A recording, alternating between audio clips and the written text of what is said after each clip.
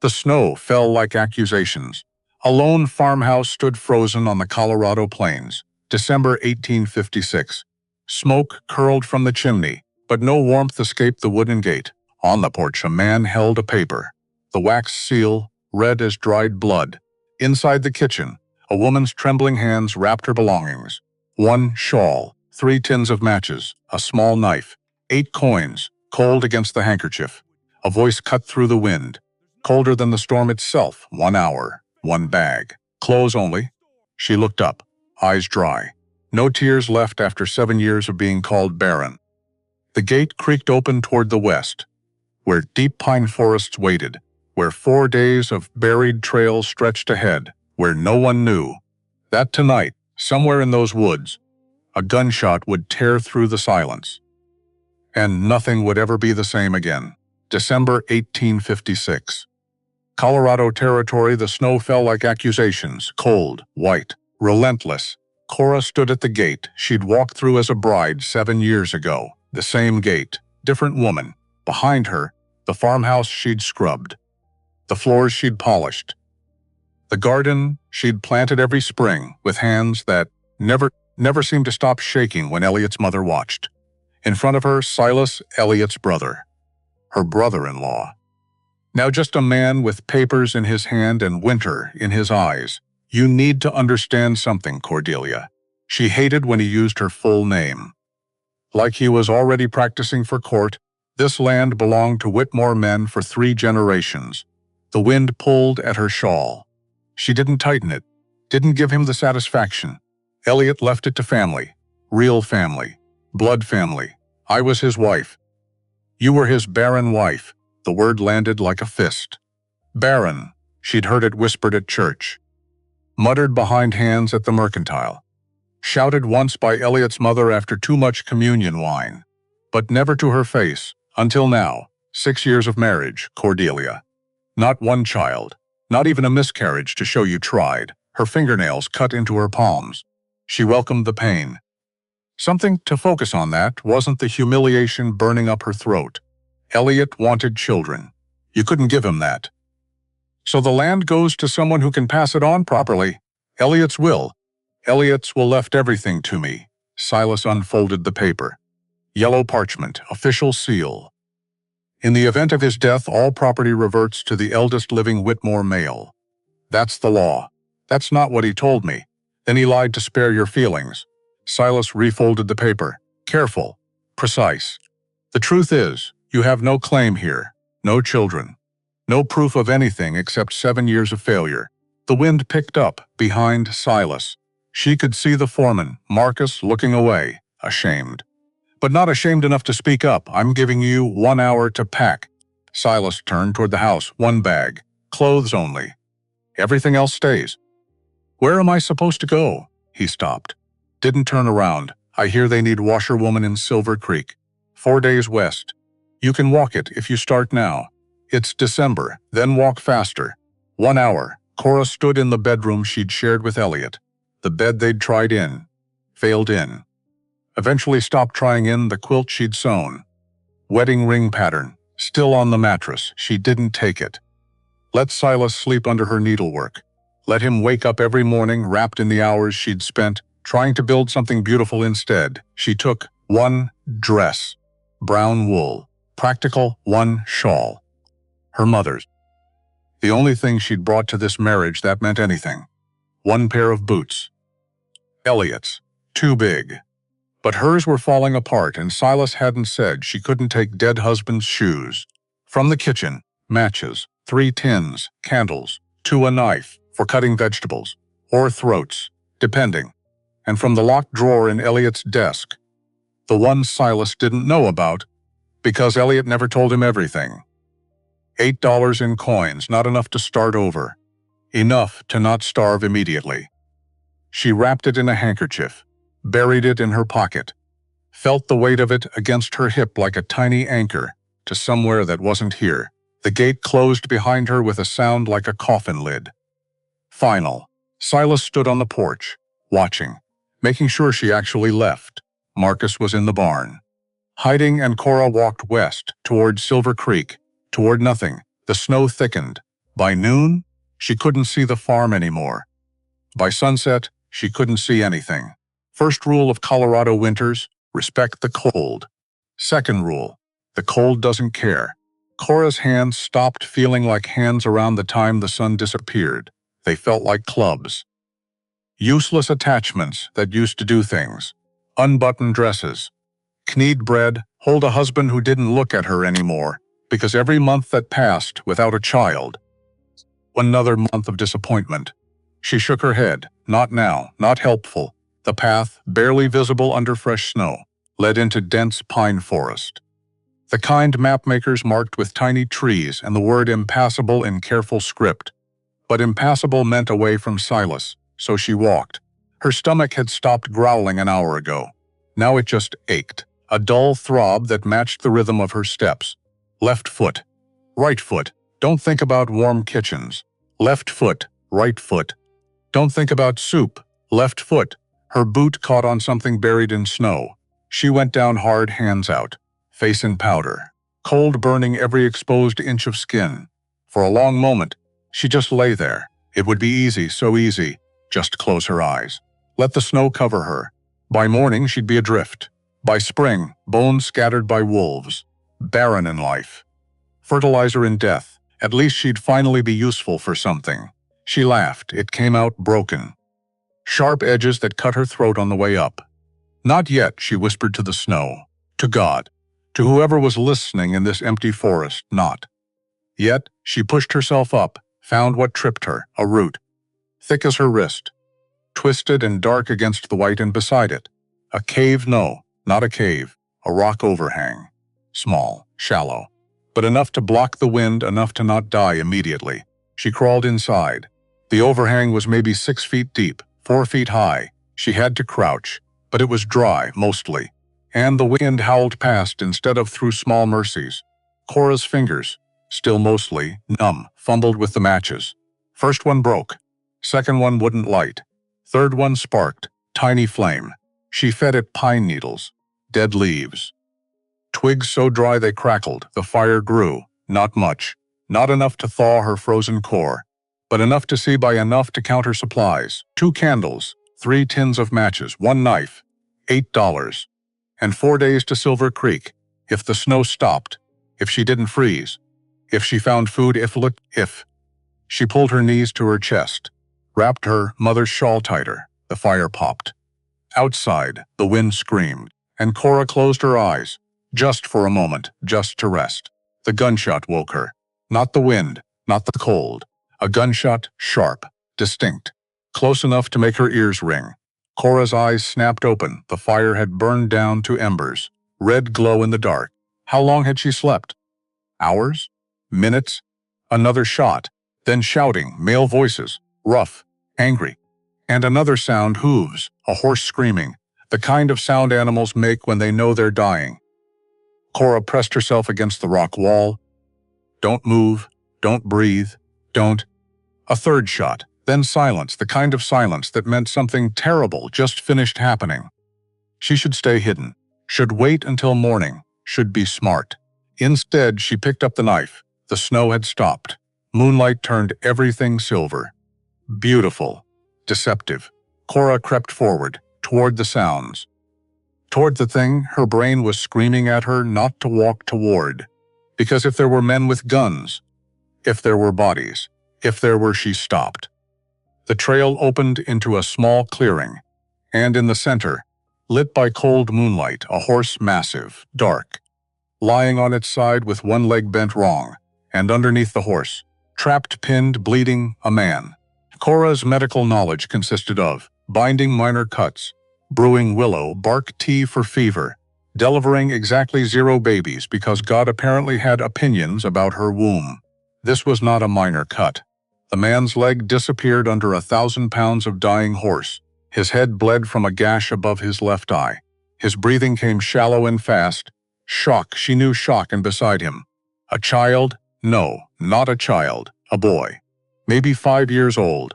Dressed in buckskin, too big for him. Face pale as the snow. He wasn't crying, that was worse. Children should cry when their father, uncle. Whoever this man was lay dying. The boy's mouth moved. No sound came out, just silent words shaped by lips too cold to make noise. Help, help. Cora dropped to her knees beside the man. Can you hear me? The man's eyes opened. Gray, like storm clouds, like winter sky. He tried to speak, coughed instead. Blood on his lips. Don't talk. Cora pulled off her shawl, started tearing it into strips. She needed to stop the head wound, needed to assess the leg, needed to. The horse shifted. The man screamed, not loud. That would have been better.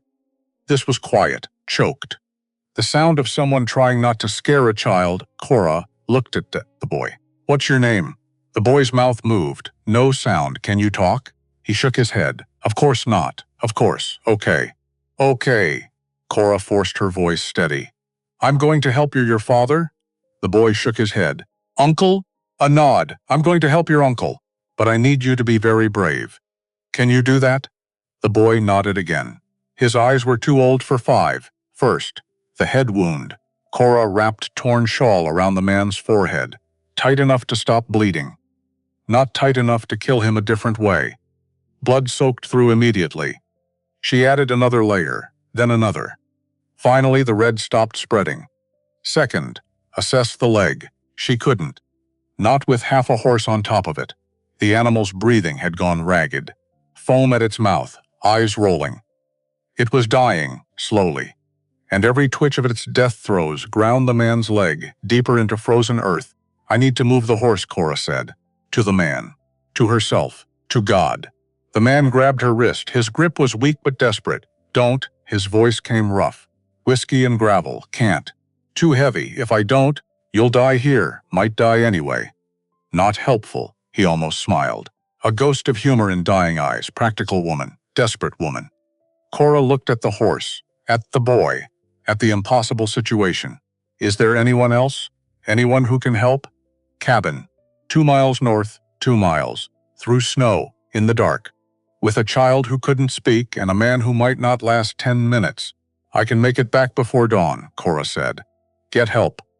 Get no time, the man coughed again. More blood. You leave now. I'm dead when you return. You're dead if I stay. Maybe, definitely, his hand tightened on her wrist. Please, that one word. Shaped by a mouth that didn't beg. By a man who looked like he'd rather die than ask for help. But he asked anyway, because of the boy. Cora looked at the child, at those 2 old eyes watching her. Waiting? Damn it. She stood up. Problem. 1 dying horse. Approximately 1,000 pounds solution. Cora walked around the animal, looking for leverage, for options, for anything that wasn't accepting defeat. The horse's saddle was buried under its body. Useless. Its legs 3 working, 1 shattered, kicked weakly, random spasms, and underneath. The man's leg bent at an angle legs shouldn't bend. She had 2 options. 1, dig. Scoop snow and frozen earth out from under the leg. Create a depression. Pull him free through the gap. 2, pray for a miracle. She didn't believe in miracles anymore. Cora dropped to her knees beside the man's trapped leg and started digging. Her fingers bled within minutes. The ground was frozen solid, an inch down. Like digging through stone, the knife helped. Barely. She stabbed, pried, scooped, stabbed again. Inch by inch, the man had gone quiet, too quiet. Stay awake, Cora ordered without looking up. Bossy, alive. There's a difference, debatable. Talk to me. Tell me your name. Silence. Then, Nathaniel what? Blackwood. Cora's hands stilled. Everyone in Colorado Territory knew that name. Nathaniel Blackwood, the mountainman who'd found silver 3 years ago. Not a big strike. Not enough to attract mining companies. Just enough to make one man quietly wealthy. Just enough to make him disappear into the mountains with his fortune. Just enough to make him a target. She looked at the boy, and him, Tobias. My nephew. Toby, where are his parents? Nathaniel's jaw tightened. Dead, of course. Cora went back to digging. 20 minutes. Her fingers had gone from bleeding to numb. 30 minutes. She'd created a depression maybe 3 inches deep. Not enough. 40 minutes. The man's breathing had turned shallow. His eyes kept closing. Nathaniel, stay with me. Tired, I know. But you can't sleep yet. Why not? Because if you sleep, you don't wake up. And then I've wasted 40 minutes digging for a corpse. He laughed, wet. Painful, practical and mean. Desperate and realistic. 50 minutes. 6 inches deep. It might be enough. Cora grabbed Nathaniel under his arms. This is going to hurt. Already hurt. It's going to hurt more. She pulled. His scream echoed through the clearing. The horse thrashed. Toby pressed his hands over his ears. And Nathaniel's leg, broken, bleeding, bent, slid free. He passed out immediately. Probably for the best. Cora dragged him away from the dying horse. 10 feet. 20. Far enough that if it thrashed in its death throes, it wouldn't hit them. Then she assessed the damage. Head wound. Bad but managed. Leg catastrophic. The bone had snapped below the knee. She could see the break through torn buckskin. White against red compound fracture. She'd seen one before. Marcus back at the farm. Kicked by a bull. He'd lost the leg. Cora closed her eyes, breathed, opened them again. She couldn't amputate in a frozen clearing with a pocket knife. But she could splint, maybe. If she worked fast. If infection didn't set in. If God decided to start answering prayers from barren women. Toby brought her branches. Without being asked, smart boy. Cora selected 2. Straight. Strong. Long enough to immobilize knee to ankle. She tore more of her shawl into strips. Her mother's shawl. The last piece of home gone. She wrapped the branches against Nathaniel's leg. As gently as she could. As firmly as she had to. He woke up twice during the process. Screamed once. Passed out again. By the time she finished, dawn was breaking. Gray light. Cold. Unforgiving. And in that light, Cora saw 3 sets of footprints in the snow, leading away from the clearing, leading toward the spot where the horse fell. This wasn't an accident. Someone had been here. Someone had shot at Nathaniel. Someone had left him to die. She looked at the footprints, then at Nathaniel, then at Toby. Your uncle made enemies. Toby nodded. Big enemies? Another nod. Wonderful. Cora sat back on her heels. She could leave them. Should leave them. This wasn't her fight. Wasn't her problem. She had $8 and 4 days to Silver Creek. These weren't her people. But Toby was looking at her. Those 2 old eyes waiting. And Nathaniel had said, please? Damn it. She stood up. Okay. Okay, your uncle said there's a cabin. 2 miles north. Can you show me? Toby nodded and pointed, through the trees. Up a slope, 2 miles. Cora looked at Nathaniel. 6 feet tall. Probably 180 in weight. She was 5'5" and hadn't eaten in 2 days. This is going to be interesting. She couldn't carry him. But she could drag. Cora fashioned a travois from branches and leather strips, cut from the dead horse's saddle. Crude. Unstable. It would have to do. She lashed Nathaniel to it, checked his breathing. Still shallow. Still alive. Then she grabbed the front of the travois and pulled. It moved, barely. Every step was agony. Her boots slipped on ice. Her hands screamed. Her back felt like it was breaking in 17 places. But she pulled step, pull. Toby walked beside her, silent. His hand occasionally touching the travois like he was checking his uncle, was still there, still breathing, still real. Talk to me. Cora gasped, then remembered. Right, can't. Toby looked at her. Hum then. Can you hum? He shook his head. Nothing. No sound at all? He opened his mouth, showed her his throat worked. His lips moved, but no sound came out. Not mute by choice. Mute by trauma. What happened to you? Cora whispered.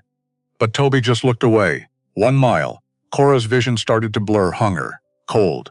Exhaustion. All of it crashing together like a wave she couldn't fight. She stumbled. Caught herself. Kept pulling 1.5 miles. Her hands had gone past pain into numbness. Good. Numbness was better. Numbness meant she couldn't feel her palms splitting open. 1 3/4 miles.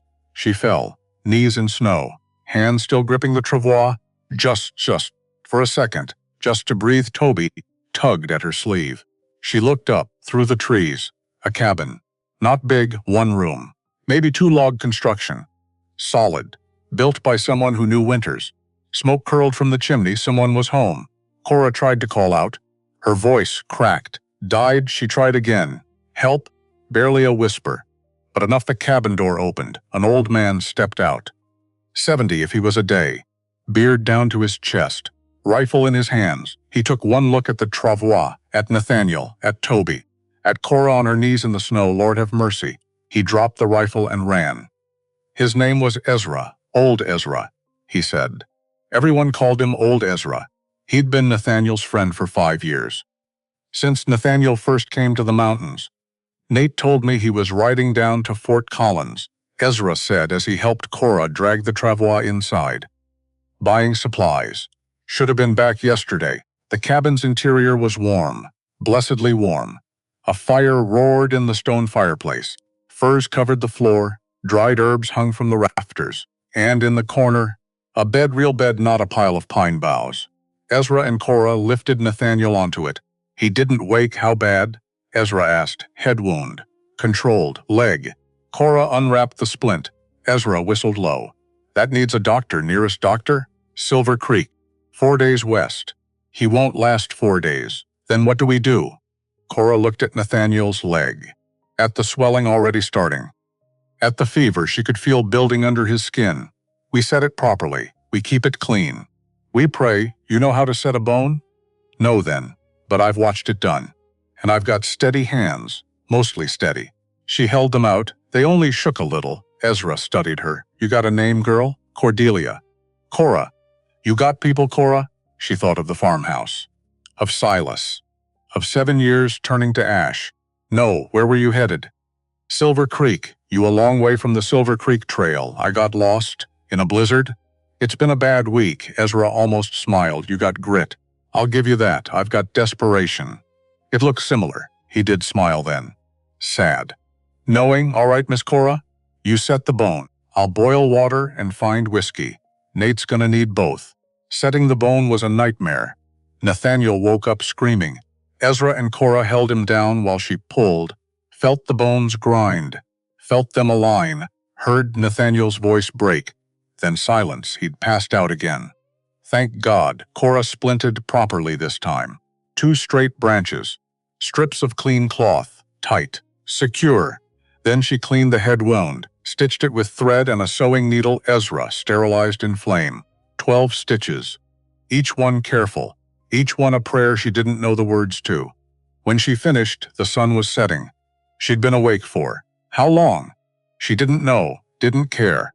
Cora collapsed in a chair by the fire. Toby climbed into her lap, without asking, without hesitation. Just a small boy who needed to be held. She wrapped her arms around him. He'll be okay, she whispered. Your uncle will be okay. Toby's shoulders shook. Not crying. He couldn't cry, but the grief was there, silent, terrible. Cora held him tighter. Fever hit at midnight. Nathaniel's skin burned. His breathing turned ragged. Delirium set in. Catherine, he mumbled. Catherine, I'm sorry. Who's Catherine? Cora asked Ezra, his wife. Dead 3 years, of course. Cora pressed a cool cloth to Nathaniel's forehead. Shh, you're safe. Should have saved her. Should have. You're safe now. Off his eyes opened gray. Unfocused. Who are you? Someone passing through, Angel? Hardly. Too pretty for a demon, Cora snorted. The fevers definitely hit, but Nathaniel's hand found hers. Grip tight. Don't leave. I'm not going anywhere. Promise. She shouldn't promise. She was heading to Silver Creek. She had $8 and no future. This wasn't her cabin. Wasn't her problem. Wasn't her. I promise. Don Nathaniel's fever broke. His breathing eased. His eyes opened clear this time. He looked at Cora. At the bandage on his head. At the splint on his leg. At Toby asleep in her arms. You stayed, I promised. You saved my life, temporarily. The leg might still kill you. Optimistic, realistic. He smiled. Weak. But real. What's your name? Cordelia Whitmore. Cora. Where did you come from, Cora? She thought about lying, making up a story, pretending she was someone with a destination instead of someone running from ruins. But his eyes, gray and kind despite the pain, deserved truth, nowhere good. Heading nowhere better. Nathaniel studied her. You got people? No, husband? Dead 6 months? Children? The word landed like a punch. No, he must have heard something in her voice, because he didn't push, just nodded. Where were you headed? Silver Creek, washer. Woman work? 4 days through snow. No supplies, no food. Like I said, nowhere better. Nathaniel was quiet for a long moment then. Stay. What? Stay here. Help Ezra take care of me. Take care of Toby? I don't know you. You saved my life. That doesn't mean I'll pay you. Cora's breath caught. How much? $5. Plus room and board. Stay until I'm back on my feet. $5 plus food, plus shelter. She could save the $8 she had. Add 5 more. That was enough to what? Start over? Where? Doing what? Why? She asked. Why what? Why do you want me to stay? Nathaniel glanced at Toby. My nephew hasn't spoken since his parents died. 2 years of silence. But he climbed into your lap last night. That's the first time he's trusted anyone's since. He stopped foot. Swallowed. Since the accident. What accident? Not now. Cora looked at Toby, at the boy's face, peaceful in sleep, young, broken in ways she recognized. I'm not a miracle worker, she said softly. I'm not asking for miracles. I'm asking for kindness, kindness. When was the last time anyone asked her for that? When was the last time she had any left to give? But Toby's weight in her arms felt right, necessary, like maybe she wasn't completely useless after all. 1 month, Cora said. 3, 2, deal. They shook hands. His grip was weak, but his eyes were steady. And for the first time in 6 months, since Elliot died, since Silas took everything, since the word barren became her entire identity, Cora felt like maybe, just maybe, she wasn't drowning anymore. 1 week later, Nathaniel's leg was healing, slowly. The swelling had gone down. No infection, no fever, small the mercies. He could sit up without passing out, could eat solid food, could even joke. You're a terrible nurse, he said one morning as Cora changed his bandages. You're a difficult patient, I'm a delight. You're a pain, same thing Toby. Sitting by the fire whittling a stick. Almost smiled, almost. Cora saw it progress. What happened to him? She asked Nathaniel quietly. Why can't he speak? Nathaniel's jaw tightened. 2 years ago, my brother, Toby's father, was hauling silver down to Denver. I told him to wait, to let me go with him. But he was stubborn, he stopped, breathed. Bandits hit the wagon. Killed my brother, killed his wife. Toby was hiding in the back. He saw everything. Dear God, he hasn't spoken since. Doctors say there's nothing physically wrong. It's just trauma, yes. Cora looked at Toby, at the careful way he moved, the way his eyes tracked every sound, ready to run, ready to hide. She knew that feeling. He needs time, she said. It's been 2 years. Then he needs more time. Nathaniel studied her. You sound sure I am. Why? Because I know what it's like to lose your voice. Because I spent 7 years being told I was broken. Because silence is easier than fighting. But she didn't say any of that. Just, trust me. The cabin found its rhythm. Cora woke before dawn. Started the fire. Made coffee from grounds Ezra stretched with chicory. Nathaniel would wake shortly after. Grumpy. In pain. Pretending he wasn't. Morning she'd say, debatable he'd answer. Every day. Same exchange. Comforting in its predictability. Breakfast was usually cornmeal mush. Sometimes with dried berries if they were lucky. Toby ate in silence. Always silence. But he'd started sitting closer to Cora progress. After breakfast, Cora would change Nathaniel's bandages. Check the leg, the bone was knitting well. He'd be walking without crutches within a month. You're a good nurse, Nathaniel said. I'm an adequate nurse. Better than the doctor in Silver Creek. That's not saying much. It's saying you have a gift.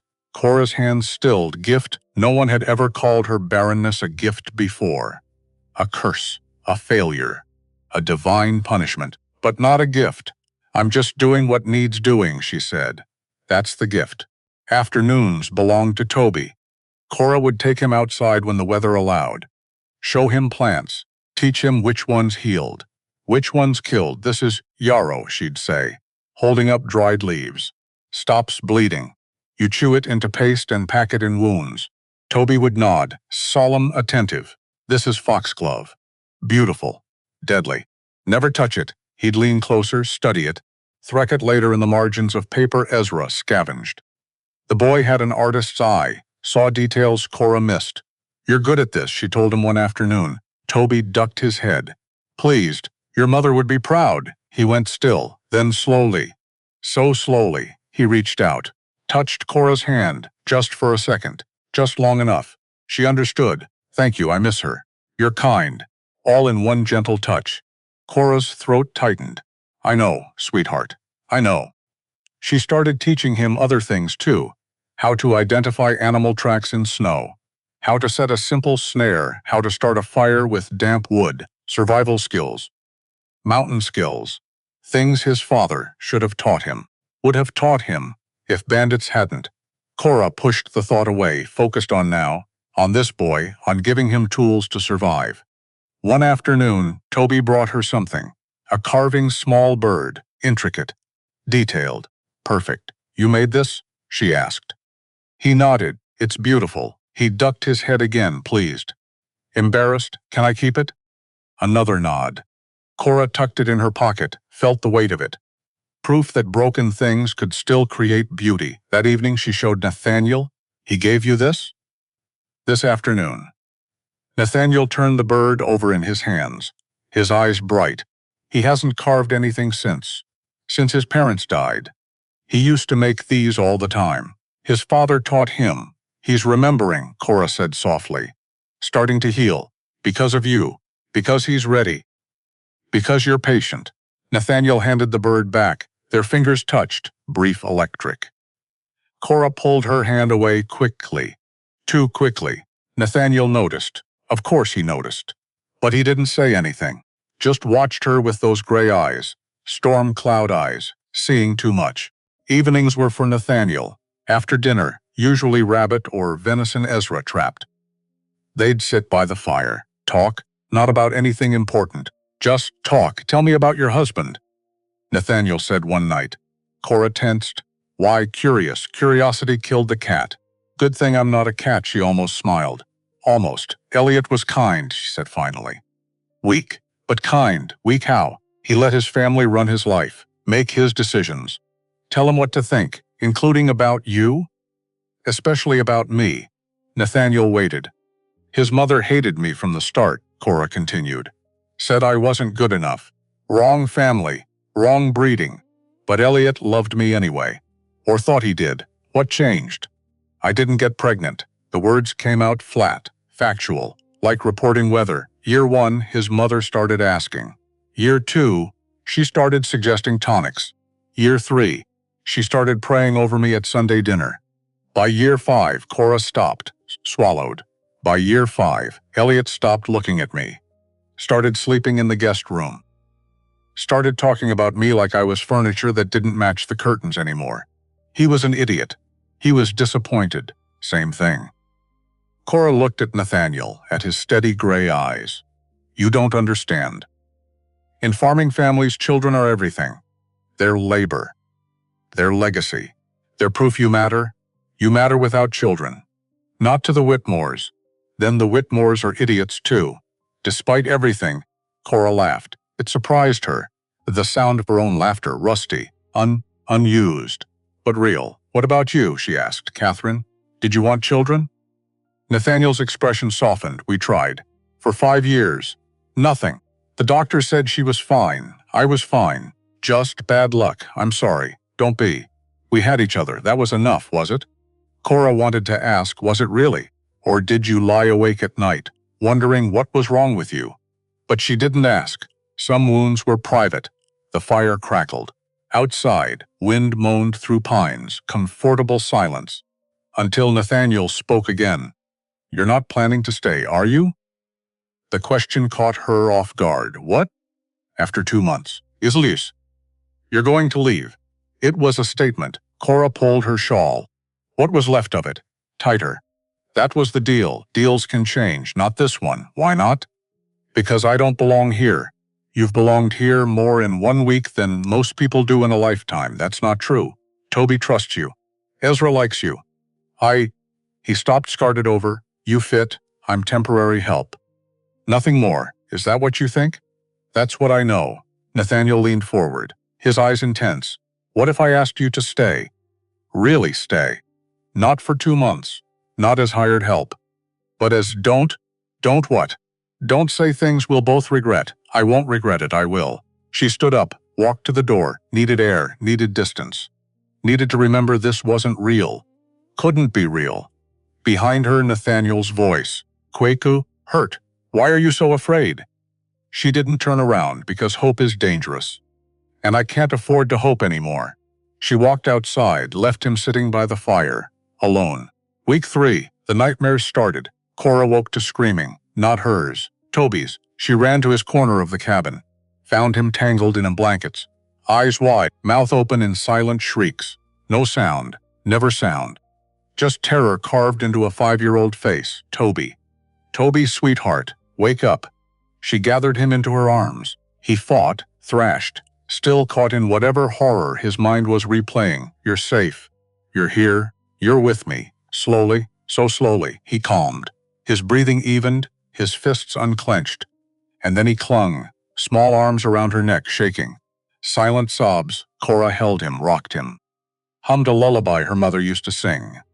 Across the cabin, Nathaniel watched, propped up on one elbow, fuss unreadable in the firelight.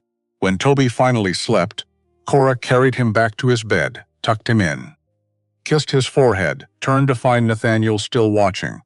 What? She whispered. Nothing. That's not a nothing face. You're good with him. I'm adequate with him. There's that word again. Adequate? It's accurate. It's modest. Cora sat by the fire, exhausted, wrung out. He's dreaming about his parents, she said quietly. About the attack, I know. How often? Every night for the first year. Now maybe twice a week. That's why he doesn't sleep in a bed. Nathaniel nodded. He sleeps light, ready to run. Just like in the wagon. What did the doctors say? That he'd grow out of it. That time heals. Do you believe that? No. Honest. Cora appreciated honest. Neither do I, she said. Some things don't heal. They just scar over. Nathaniel studied her. You sound experienced, I am. Want to talk about it? No, fair enough. They sat in comfortable silence. The fire crackled. Outside, wind moaned through pines. Thank you, Nathaniel said finally. For what? For caring about him. You didn't have to. He's a child. Of course I care. Not everyone would, Cora thought of Silas. Of the way he'd called her barren like it was her name. Of 7 years of feeling worthless. Maybe I needed someone to care about, she said quietly. Maybe he's saving me as much as I'm helping him. Nathaniel's hand found hers. Warm, rough from work. Real, then we're all saving each other. She didn't pull away this time. Just sat there, holding his hand in the firelight, letting herself feel, just for a moment, just for now. Week 4, Ezra returned from Silver Creek with supplies. And news. Luther Graves is asking questions, the old man said as he unpacked flour and salt. About Nate, about the mine, about anyone new in the area. Cora's stomach dropped. Did you tell him anything? Told him I'm a crazy old hermit, who don't know nothing about nothing. Did he believe you? Ezra snorted. Course not. But he can't prove otherwise. Nathaniel leaned forward in his chair, still using crutches, but stronger every day. What else? There's a new judge in Silver Creek, Preston Webb. Heard of him? Nathaniel's expression darkened. Unfortunately, he's Luther's man.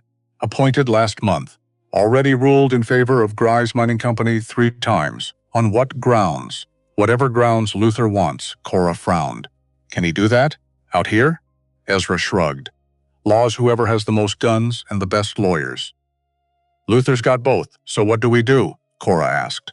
We wait, Nathaniel said. For what? For him to make a mistake, and if he doesn't? Nathaniel's smile was grim. Then we make him. That night, Cora couldn't sleep. She lay in her corner of the cabin, listening to Toby's quiet breathing, to Ezra's snoring, to Nathaniel shifting restlessly in his bed. They were in danger, real danger. And she'd walked right into it. Should have kept going to Silver Creek, should have found work, should have stayed alone. Safer that way. Except she looked at Toby, at the small carved bird on the shelf beside her bedroll, the gift he'd made, proof she mattered to someone. Maybe that was worth the risk. Maybe. A sound. Outside. Footsteps in snow. Cora sat up. Heart pounding. reached for the knife she kept under her pillow. Ezra was already awake, shotgun in hand, moving to the window. Nathaniel struggled to stand, his rifle propped beside the bed. The footsteps stopped. Right outside the door, silence, then a knock, not aggressive, not threatening, just a knock. Ezra looked at Nathaniel. Nathaniel nodded. The old man opened the door. A man stood there, young, maybe 25, dressed in buckskin, foxed gaunt, eyes haunted. "I need help," he said, then collapsed. His name was Daniel Curtis, prospector. He'd been working a claim 15 miles south when Luther Graves' men showed up. They said the land was theirs. Daniel gasped as Cora cleaned a knife wound in his side. "Had papers, legal papers." "Said I was trespassing, were you?" Nathaniel asked. "No, I filed proper. Had my claim registered in Denver. But they didn't care." Cora pressed a cloth to the wound, not deep, but infected. "He'd been running for days. What happened?" "They tried to kill me. Said accidents happen in the mountains. No witnesses. No questions." Daniel winced as Cora applied yarrow paste. "I got away. Barely. Been hiding. Moving at night." "Then I saw your cabin. Why come here?" Ezra asked. "You don't know us." "I know Nathaniel Blackwood." "Everyone knows about the mountain man who won't sell." Daniel looked at Nathaniel. "They're coming for you next." "Luther's done taking no for an answer. Let come." "You don't understand. He's got 20 men, maybe more. All armed. All willing to do whatever he says. 20 men can't take this cabin. They don't have to. They just have to wait you out. No supplies.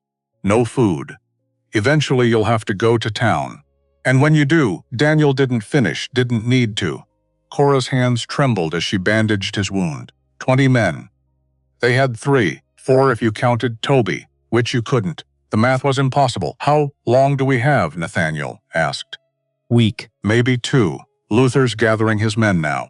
Waiting for spring thaw to make the trail easier. Spring's still 6 weeks away, which gives us 6 weeks to prepare." Daniel tried to sit up, failed. "Or 6 weeks to run." Nathaniel's jaw set. "I don't run." "Then you're a dead man, maybe." "But I'll be a dead man on my own land." Cora wanted to scream. Stubborn, foolish. Male pride that would get them all killed. But she said nothing, just finished the bandage. Helped Daniel to a bed, let him sleep. Then she cornered Nathaniel. "We need to talk, not now." "Yes, now." She dragged him outside, away from Ezra, away from Toby, into the cold night air. "You can't fight 20 men. I can try. You'll die, maybe, definitely. Then I'll die defending what's mine." Cora grabbed his arm. "And what about Toby? What about him?" That stopped Nathaniel. His face went pale. "I'll send him away. To Denver." "To who?" "He has no one. You're all he has. Then I'll find someone." "There is no someone. There's you.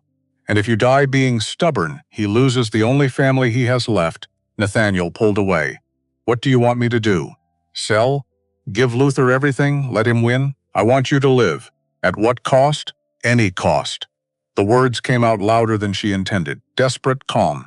Nathaniel stared at her. "Why do you care so much?" "Because." She stopped. Couldn't say it. Couldn't admit what she'd been trying not to feel. "Because you're my employer," she finished lamely. "That's not why. It is. Then why are you crying?" She touched her face. "Wet, damn it. I'm not." He stepped closer. "Cora, tell me the truth." "I can't." "Why not?" "Because if I say it out loud, it becomes real. And if it's real, I can lose it. And I can't. I can't lose anything else." Nathaniel cupped her face. Gentle. "What if you don't lose it? What if you gain something instead?" "That's not how my life works." "Maybe it's time it did." He kissed her, soft at first, then deeper, desperate. Two broken people trying to hold on to something good. When they broke apart, Cora was shaking. "This is a mistake. Probably. We're going to die, maybe. You're impossible. And you're beautiful." She kissed him again. Harder this time, trying to memorize the feeling. Just in case this was all they'd ever have. The next morning, they made plans. Daniel's wound was healing. He'd stay, help defend the cabin. 4 men now, still not enough, but better. Nathaniel drew a map in the dirt. "The cabin sits on high ground. Good vantage point. We can see anyone approaching from 3 sides. What about the 4th?" Ezra asked. Sheer cliff. No way up, so we defend 3 approaches, with 4 rifles and limited ammunition. Daniel traced lines in the dirt. We set traps. Snares, tripwires. Make them work for every foot. That'll slow them down, Nathaniel said. Not stop them. Doesn't have to stop them. Just has to make them think twice. Cora listened, trying to contribute. But what did she know about war? About defending? She knew herbs, knew healing, knew how to keep people alive after they were hurt, not how to keep them from getting hurt in the first place. What about supplies? She asked. If we're under siege, how long can we last? Ezra counted on his fingers. Food for maybe 3 weeks. Water from the well. Ammunition for. He looked at Nathaniel, 200 rounds. Split 4 ways, 50 shots each. Against 20 men. The math got worse every time they did it. We need help, Cora said. Other miners, other settlers. Someone. Can't trust them, Nathaniel said. Luther might have bought them off. All of them? Enough of them. Cora stood, paced. Then we need a different plan. Something they won't expect. Like what? She turned. An idea forming. Terrible.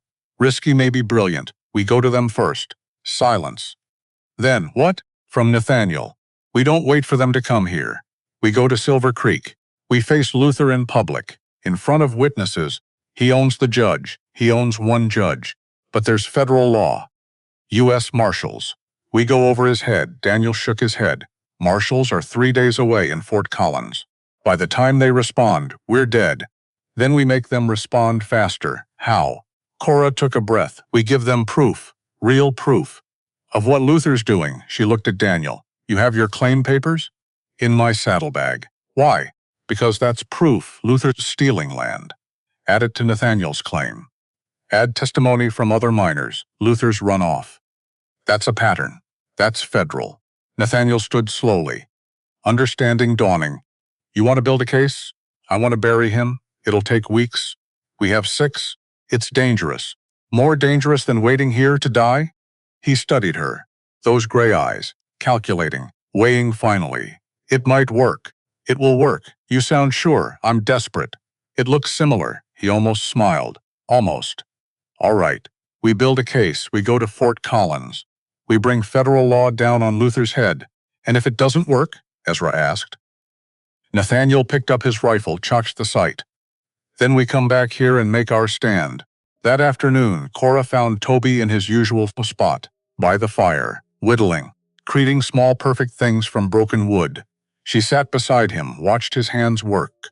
Careful, precise. We might have to leave soon, she said quietly. His hands stilled, just for a little while.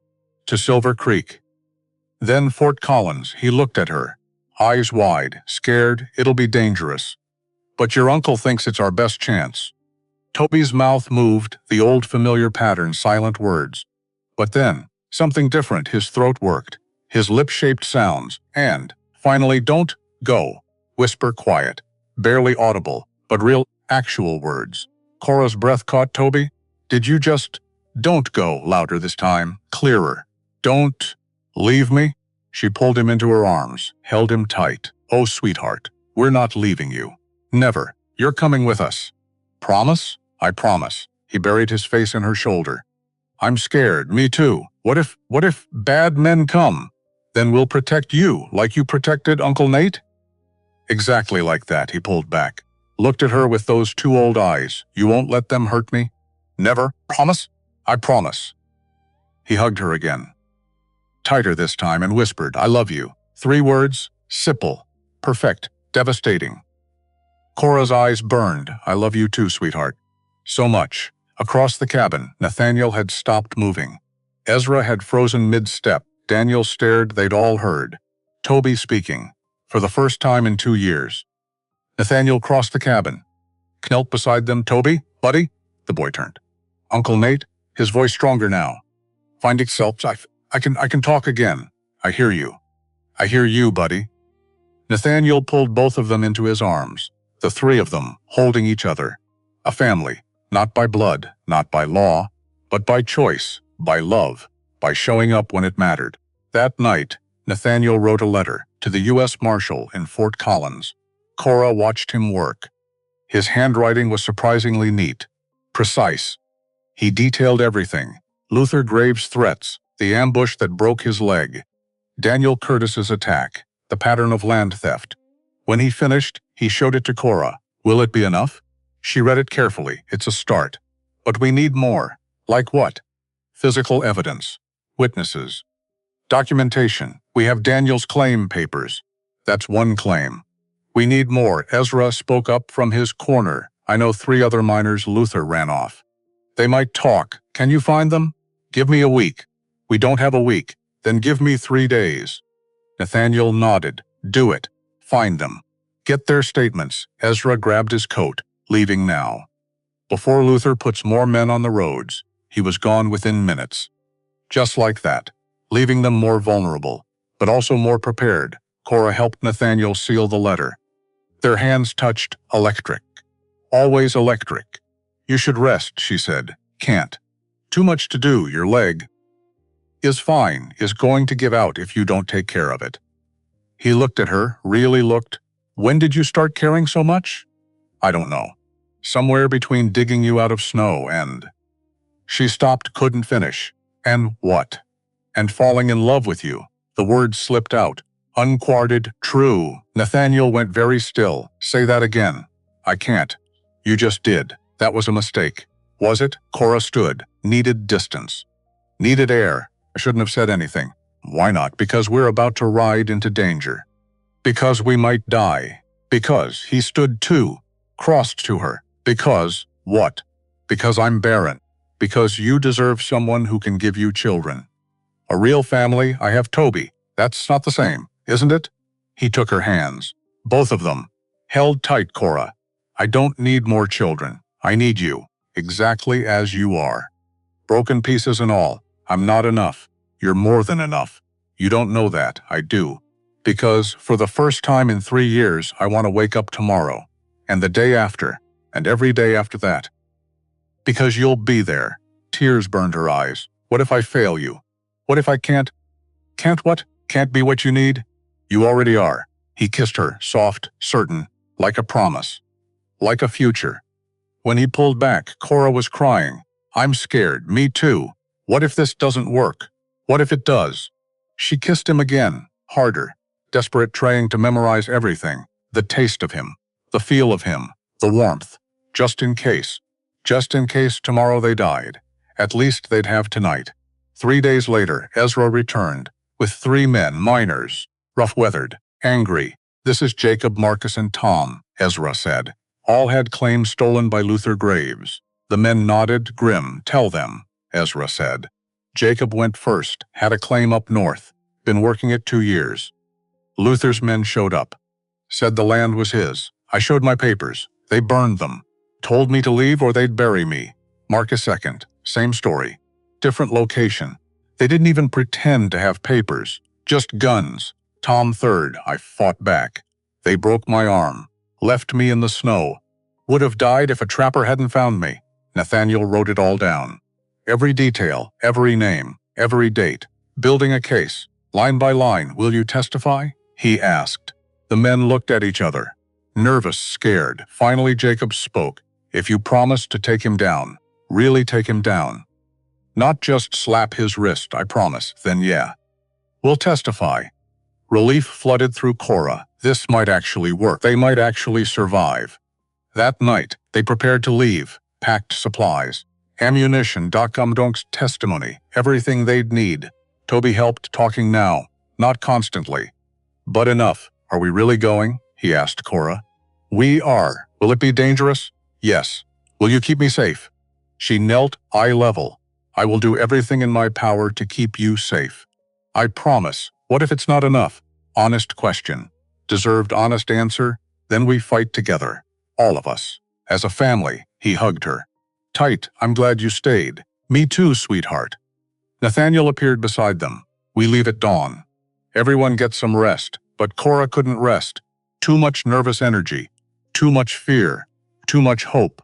She stepped outside, into the cold night, stars overhead, million of them.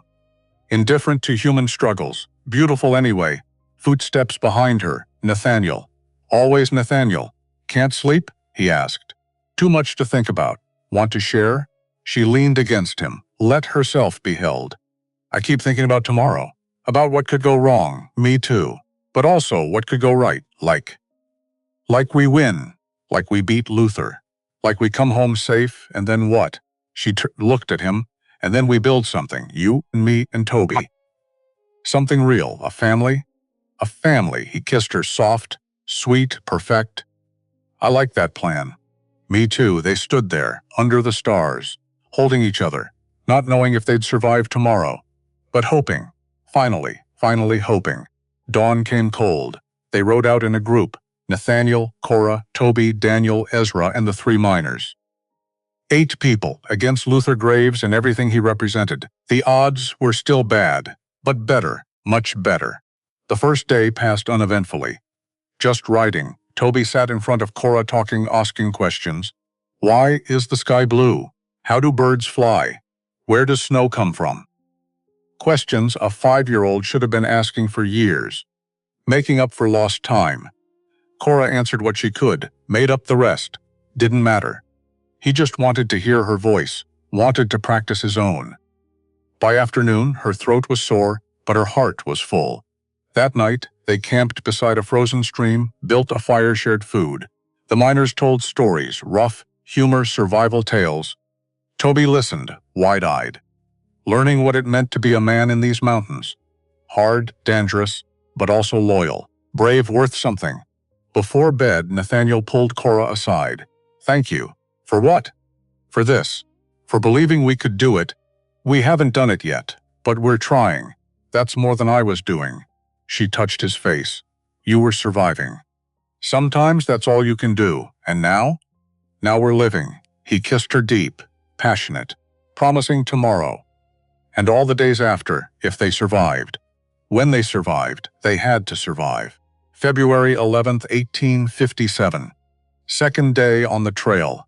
They were crossing a narrow valley when it happened. Trees thick on both sides. Perfect cover, perfect trap. The first shot missed Nathaniel by inches. The second hit Ezra's horse. The animal screamed. Went down hard. Ezra rolled clear. Barely down, Nathaniel shouted.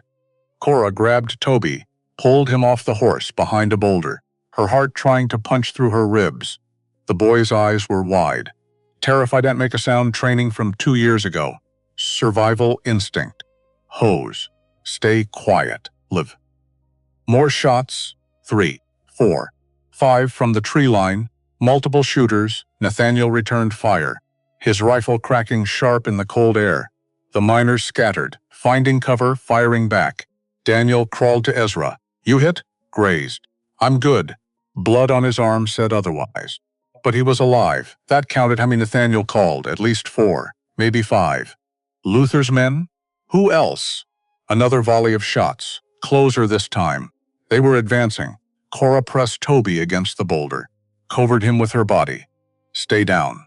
Don't move, I'm scared, I know. Me too. But we're going to be okay. Lie, maybe lie. She didn't know. A voice from the trees, rough. Aggressive, Blackwood. Give up the mine and we let you walk away. Nathaniel didn't answer, just reloaded, aimed, fired. Someone in the trees screamed. Hit, that's 1 down. Jacob muttered. 4 to go, Marcus said. The math was still bad. Getting worse. Cora looked around desperately. They were pinned. Outnumbered. Running out of ammunition, and then hoofbeats from behind them. More riders. Oh God, they were surrounded. Cora closed her eyes. This was it. This was how it ended. Not in a courtroom. Not with justice. Just bullets and blood and... U.S. Marshal, drop your weapons. Her eyes flew open. 6 riders. Badges glinting in weak sunlight. Federal law. Real law. The shooting stopped. Luther's men broke cover in. The marshals pursued. Horses thundering through snow. Shouts. More gunfire. Then silence. Within minutes it was over. 3 men captured. 1 dead in the trees. 1 escaped. The lead marshal, tall, graying, weathered, dismounted. Walked to Nathaniel. You Blackwood? I am. Marshal James Harding. Got word there might be trouble on this road. Nathaniel frowned. Who told you? Anonymous tip. Letter delivered to Fort Collins 3 days ago. I didn't send any letter. Not yet. Didn't say you did. Harding looked at Cora, at Toby pressed against her, at Ezra bleeding from his arm, at the miners standing with rifles ready. You folks heading to Silver Creek? For the trial. Tomorrow. Figured as much. Harding jerked his thumb at the captured men. These boys were real talkative once we mentioned federal charges. Said Luther Graves hired them to make sure you didn't make it to court. Can you prove it? We got signed contracts, payment records, even a letter from Graves himself with instructions. Nathaniel went very still. You're sure? Sure enough to arrest him. Which we're doing. Right now. Relief crashed through Cora, so powerful it made her dizzy. They'd won before even getting to Silver Creek. They'd won. They rode into Silver Creek with a federal escort, like conquering heroes or prisoners, hard to tell the difference. The town was small. Maybe 200 people, one main street, false front buildings weathered by mountain winters, saloon, general store, blacksmith, and at the end, 2 stories, white paint peeling, but official real. A crowd had gathered. Word traveled fast in small towns. Nathaniel Blackwood was back, with proof, with marshals, with a reckoning. Luther Graves stood on the courthouse steps, tall, silver-haired, expensive suit. Everything about him screamed money and power, but his face, pale, trapped, furious beside him. Judge Preston Webb Younger, nervous, realizing his bought and paid for position just became worthless. Marshal Harding dismounted, walked straight to Luther, no hesitation, no fear. Luther Graves, you're under arrest for conspiracy to commit murder, attempted murder, bribery, and fraud. The crowd gasped. Actual gasps like a theater performance. Luther's composure cracked, just slightly, just enough. This is absurd. I'm a respected businessman. You can't just... I can. I am. Harding pulled out handcuffs. You have the right to remain silent. Though based on how much your hired guns talked, I'd recommend it. 2 deputies took Luther's arms, led him down the steps. He went quietly, but his eyes, fixed on Nathaniel, promising revenge, promising this wasn't over, except it was, because the marshals had evidence, had witnesses, had everything.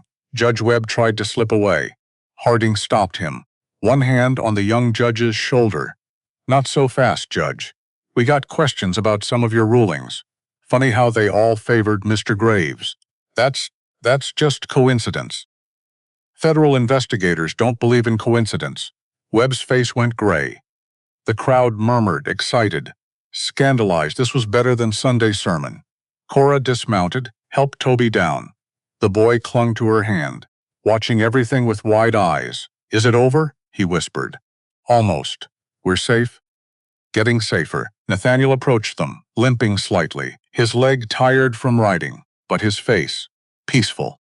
For the first time since she'd met him, actually peaceful. They're taking him to Denver, he said. Federal trial. He won't be back, are you sure? As sure as I can be. Cora wanted to collapse, from relief, from exhaustion, from weeks of fear finally releasing. But she stayed standing, had to, for Toby, for Nathaniel, for herself. What now? She asked. Now we testify. Make it official. Make sure he can't wiggle out. And then? Nathaniel's hand found hers. Then we go home. Home, the word settled in her chest warm. Right, true. The trial happened anyway. But different, fair.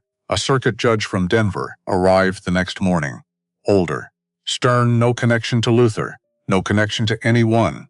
Just the law. He reviewed the evidence. Nathaniel's original claim. Filed 3 years ago, Luther's counterclaim. Filed 6 months ago, the survey maps, the witness statements, the testimony from Daniel and the 3 miners, as Ezra testified first. His arm bandaged, but his voice strong. I was with Nate when he found that silver. December 1853. I helped him stake the claim. Helped him file the paperwork. That mine's his. No question, Luther's lawyer. Expensive, smooth, desperate, tried to poke holes. But you're his friend. Of course you'd lie for him. I'm a lot of things. Liar ain't one of them. The judge banged his gavel. The witnesses excused, then Daniel. Then the miners, each one telling the same story. Luther Graves stole land. used violence, corrupted the law, built an empire on other people's work. Finally, Cora. She stood, walked to the witness box, her hands shaking, her voice steady. State your name. Cordelia Whitmore. Your relationship to the defendant? Defendant, wrong word. Nathaniel, what's the criminal here? I work for Mr. Blackwood. Helping care for his nephew. How long? 6 weeks. So you weren't present when the original claim was filed?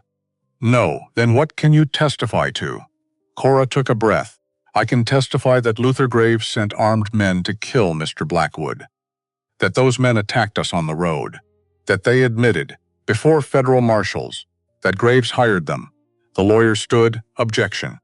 Hearsay. Overruled, the judge says. The marshal's report confirms her statement. Continue, Mrs. Whitmore. Mrs. She didn't correct him. Like the sound of it, even if it wasn't true. Yet, I can also testify that Mr. Blackwood is an honest man, that he's worked that mine for 3 years, that he's employed local men, paid fair wages, contributed to this community, and Luther Graves has contributed nothing but threats.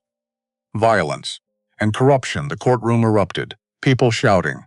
Some for Luther, most against. The judge banged his gavel hard, repeatedly.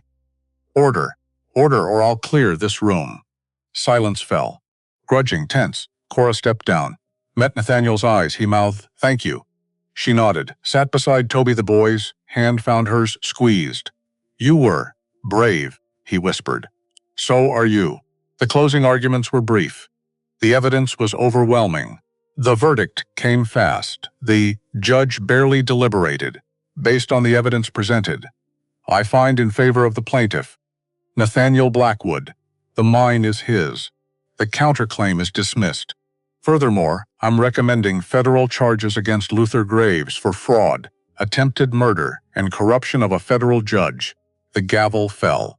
Final Don Lasut justice. Real justice. Nathaniel's shoulders sagged, relief washing through him. Ezra whooped. Toby jumped up and down. And Cora just breathed. They'd done it. Against all odds. Against money and power and corruption. They'd won. Outside the courthouse, people gathered, congratulating Nathaniel, shaking his hand, apologizing for doubting him. He handled it gracefully. But Cora could see the exhaustion, the toll this fight had cost him.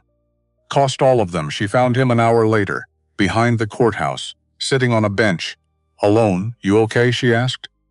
"I should be celebrating, but I'm just tired." She sat beside him close, not touching, but close. "You did it, we did it, you kept your mine, I kept my pride." "Not sure that's the same thing." Cora looked at him, really looked. "What do you mean?" Nathaniel sighed, ran a hand through his hair. "The mine's worth maybe 10,000. Luther offered 50. Even after lawyer fees and rebuilding my reputation, I'd have come out ahead if I'd just sold. But you didn't want to sell." "No. Why?" "He was quiet for a long time. Then, because if I sold, I'd have nothing. No purpose. No reason to get up in the morning. Just money and emptiness. You'd have freedom, I'd have nothing." Cora understood, more than he knew. "What now?" she asked. "Now I go back to the cabin, keep working the mine, live small. Stay alive. Alone?" The word hung between them. Heavy lolled. Nathaniel turned, met her eyes. "That depends on whether you're still leaving in 4 weeks. Her breath caught. 4 weeks. That's all that was left of their deal. 4 weeks until she walked away, started over, became nobody again. "I don't know," she whispered. "What don't you know?" "If I can stay, why not?" "Because I'm barren. Because you deserve someone who can give you children. A real family. I have Toby. That's not the same, isn't it?" Nathaniel took her hands, both of them, held tight. "Cora, I don't need more children. I need you, exactly as you are. Broken pieces and all, I'm not enough. You're more than enough. You don't know that, I do. Because for the first time in 3 years, I want to wake up tomorrow, and the day after, and every day after that. Because you'll be there." Tears burned her eyes. "What if I fail you? What if I can't what? Can't be what you need? You already are." He kissed her, self-certain, like a promise, like a future. When he pulled back, Cora was crying. "I'm scared. Me too. What if this doesn't work? What if it does? She kissed him back, harder, desperate. Trying to believe, trying to hope, trying to trust that maybe, just maybe, she deserved this. That night they stayed at Silver Creek's only boarding house. 2 rooms, one for Cora and Toby, one for Nathaniel and Ezra, proper, respectable. Expected, Cora lay in the dark, Toby asleep beside her. His breathing soft and even, peaceful healing. She thought about Nathaniel's words, about staying, about building something, about being enough. Could she? Could she let go of 7 years of being told she was worthless? Could she believe that one man's love was real? That one boy's trust was enough? That she mattered? A knock at the door, soft, almost silent. She got up, careful not to wake Toby. Open it. Nathaniel stood there, dressed, fully clothed, but his eyes, vulnerable, desperate, determined. "I can't sleep," he said. "Neither can I. Can we talk? Out here?" Anywhere. They walked downstairs, sat in the empty parlor. The fire burned low, casting shadows, creating privacy. Nathaniel paced, nervous, which was strange. She'd seen him face armed men without flinching. Federal judges, fuck death itself. But now, his hands shook. "I need to tell you something," he said. "Okay, when Catherine died, I wanted to die too. Didn't see the point of keeping going. But I had the mine, had the work. So I kept moving." He paused, gathered himself. "Then Samuel and Emma died, and I had Toby, this broken, silent boy who needed me. So I kept moving. For him, Nathaniel. But it wasn't living. It was just surviving, day after day. Empty. Until you," he stopped pacing. "Looked at her. You showed up in a blizzard, saved my life, healed my nephew, made me laugh, made me want what? Everything. A future, a family, a reason." Cora's throat tightened. "I don't know if I can give you that. You already have. But children are wonderful. But not necessary. What's necessary is you. Here, with me, with Toby. Building something real. What if I'm not enough? Stop saying that. It's true. It's a lie you've been told. So many times you believe it." He moved closer. Knelt on the floor in front of her. "Let me tell you the truth. You're brave. You're kind. You're smart. You're beautiful. And you're more than enough. I want to believe you." Then believe. He reached into his pocket, pulled out something small. A ring, Sybil's silver, handmade. "It's not fancy," he said. "I made it myself from silver, from the mine. It's rough and imperfect, and it's beautiful, like you." She laughed, cried, "Both, Cora. I know we've only known each other 6 weeks. I know you're scared. I know this is fast and crazy and probably stupid. But I also know I don't want to spend another day without you." He took her hand. "Marry me. Not because you have to, not because you owe me, but because you want to. Because we're better together than apart. Because Toby needs a mother. And I need a wife. And you need a family that sees your worth." Cora couldn't breathe, couldn't think, could only feel. "I can't have children," she said. "I know. I might never be able to. I know. Doesn't that matter? Not even a little." She looked at the ring, at his face, at the hope and fear and love written there. 7 years of being called barren, of being told she wasn't enough, of believing it. And now, this man, this broken, beautiful man, and offering her everything, asking for nothing except her, just her. Yes, I'll marry you." He slipped the ring on her finger, perfect fit. Of course it was. He stood, pulled her into his arms, kissed her like she was air and he'd been drowning, like she was home and he'd been lost, like she was everything. When they broke apart, both were crying. "I love you," he said. "I love you too. We're going to be okay. We're going to be better than okay. We're going to be happy. Yes." Footsteps on the stairs. They pulled apart. Guilty, but not sorry. Toby stood there, in his nightshirt, rubbing his eyes. I heard voices. Are you getting married?" Cora knelt. Eye level. "Yes, sweetheart. We are." His face lit up. Pure joy. "Really? Really? Does that mean you're staying? Forever?" "Forever." He ran to her, threw his arms around her neck. "You're going to be my ma?" The word hit her. Ma. Not Cora Ma. "If you want me to be, I do. I do want that." She held him tight. This boy, this broken, healing, perfect boy, who'd given her back her voice when she'd lost her own. Nathaniel joined them, arms around both, the three of them. A family, not by blood, not by law, not yet, but by choice, by love, by showing up when it mattered. They were married 3 weeks later, by Reverend Josiah Webb, no relation to the corrupt judge. Different Webb entirely, at the cabin, in front of Ezra and Daniel and the 3 miners who'd ridden over. Small ceremony, Sybil perfect. Cora wore a dress made from fabric. Nathaniel bought in Silver Creek blue. Like mountain sewn it herself, not fancy, but hers, made with her own hands, for her own wedding. Her own choice. Nathaniel wore clean buckskins, his hair combed, his face shaved, looking almost civilized. Almost, the scar above his eyebrow caught the light.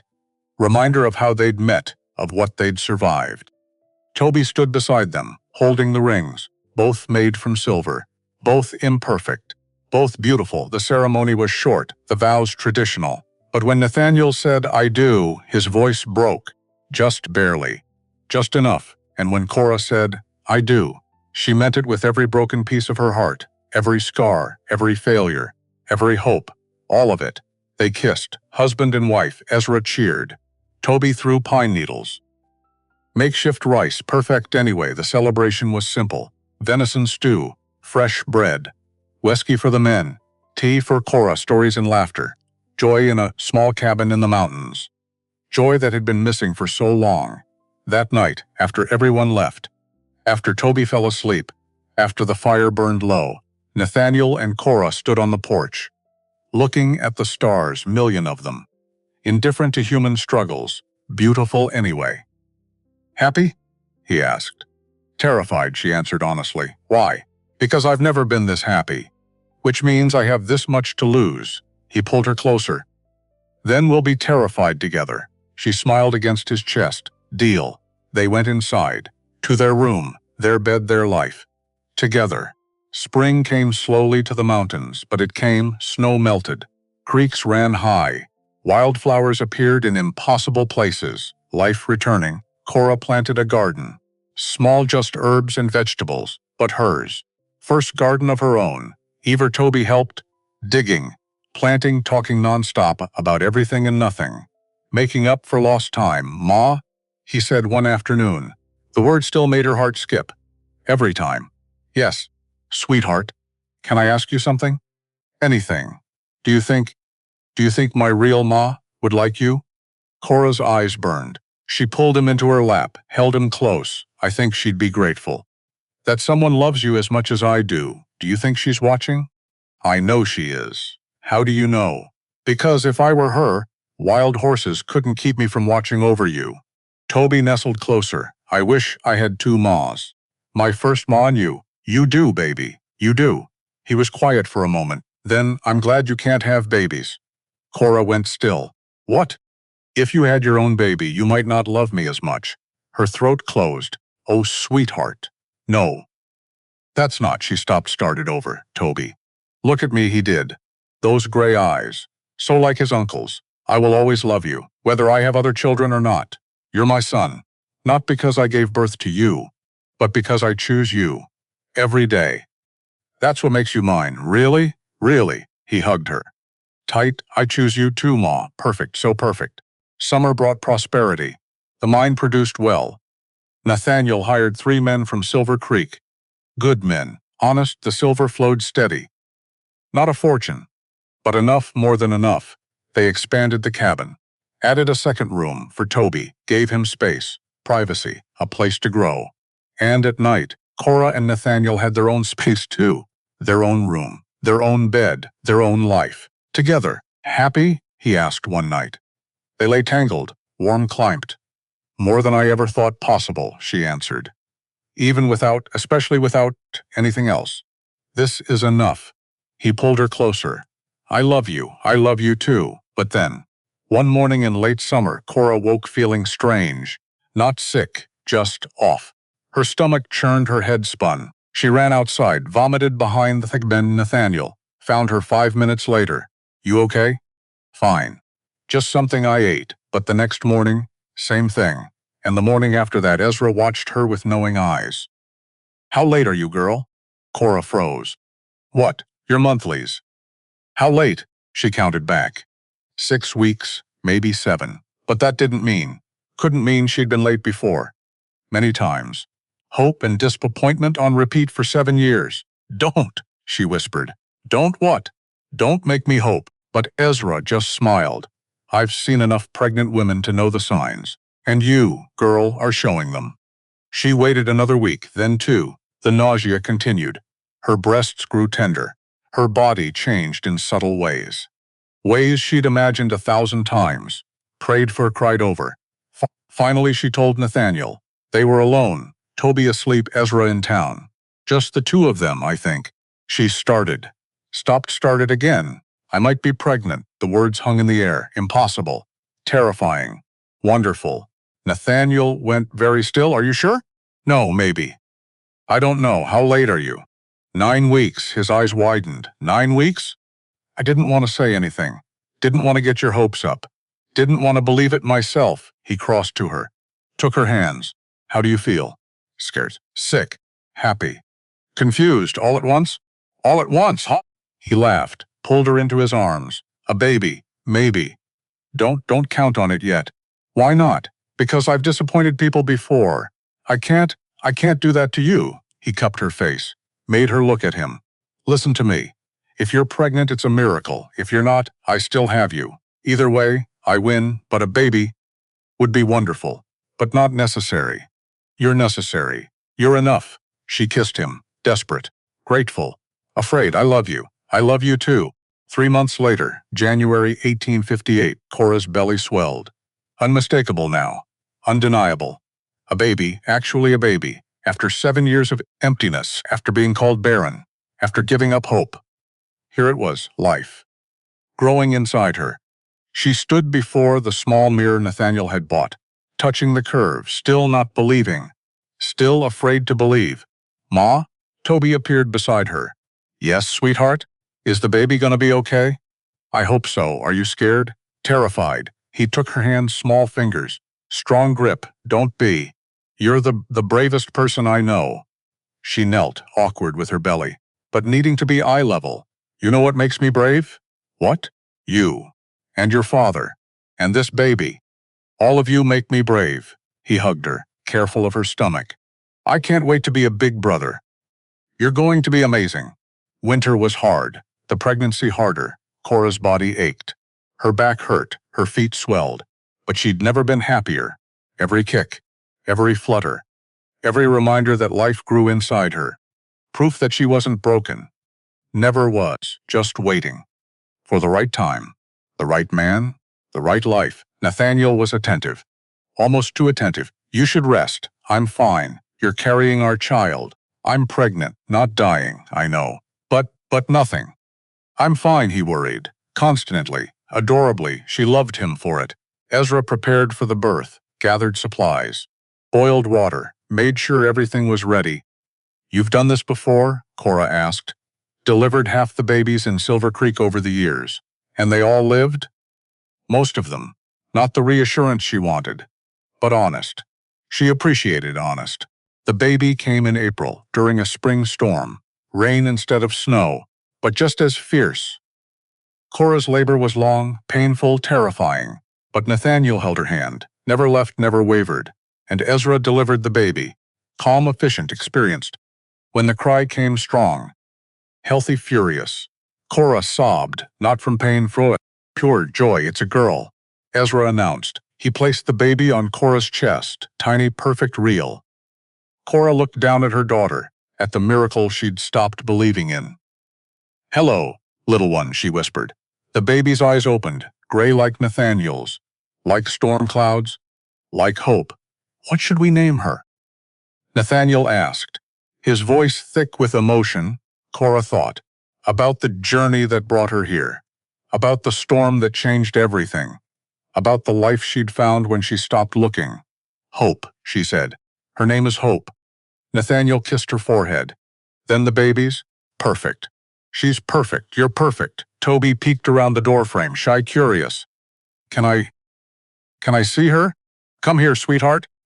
He approached slowly, looked at his sister. She's so small. You were this small once. Really? Really? He touched her tiny hand. She gripped his finger. Instinct, trust. I'm going to protect her, Toby said seriously. Just like you protected me. Cora's eyes filled. I know you will. I'm going to be the best big brother. You already are. He climbed onto the bed. Careful, gentle, the four of them. A family. Complete. Perfect. Spring 1860. Cora stood on the cabin porch, watching Toby, now 7, teach Hope to walk. The little girl toddled, fell, logged, tried again, stubborn like her mother, brave like her father, loud like herself. Nathaniel appeared beside Cora, slipped an arm around her waist. Happy? She leaned into him. More than I ever thought possible, even with the chaos. Inside the cabin, Ezra was teaching Hope to say, Grandpa, or trying to. She kept saying, Papa, instead, which made Nathaniel grin every time, especially with the chaos. Cora touched her stomach, where another life was growing, 3 months along, not showing yet. But they're real, another miracle, because apparently her body had decided to make up for lost time. Should we tell them? Nathaniel asked. Not yet. Let's wait until we're sure, I'm sure. I'm cautiously optimistic, he laughed. You're impossible, I'm realistic. You're perfect, she turned, kissed him, still feeling the flutter of butterflies. Even after 2 years, even after everything. I love you, she said. I love you too. Toby ran up. Ma, Hope took 3 steps. 3. I saw, sweetheart. She's going to be running soon. Probably. Can I teach her to whittle? When she's older. How much older? Much older. He grinned, ran back to his sister's pot. Protective. Perfect big brother. Nathaniel pulled Cora closer. This is it, isn't it? What we've been building. This is it. Family. Family. Not defined by blood, or biology, or what society said family should be. But by choice, by love, by showing up every day and choosing each other. Again, and again, and again. Cora looked at her family, at Toby teaching Hope, at Ezra making funny faces through the window, at Nathaniel beside her. How solid, real home. At the cabin they'd built, at the garden she'd planted, at the mountains stretching forever. At the mind that had brought them together, at the life they'd created from broken pieces and thought, This is enough. This is more than enough. This is everything. She'd come to these mountains broken, barren, worthless, so she'd been told, so she'd believed. But she'd been wrong. She'd never been barren, just for the foot soil, for the right season, for the right love. And now she was full, overflowing. With family, with purpose, with joy. The storm had brought her here. The cold had almost killed her. The desperation had saved her. And the love. The love had made her whole. Nathaniel kissed her temple. What are you thinking? That I'm grateful. For what? For getting lost in that blizzard. For finding you. For all of it, even the hard parts? Especially the hard parts. They made this sweeter. Hope fell again. Laughed. Toby helped her up. Again, Hopi. Try again. She toddled forward, determined, fearless. Like her mother, like her father, like her brother, like her family. Cora smiled. Come on, she said to Nathaniel. Let's go teach our daughter to be brave. She already is.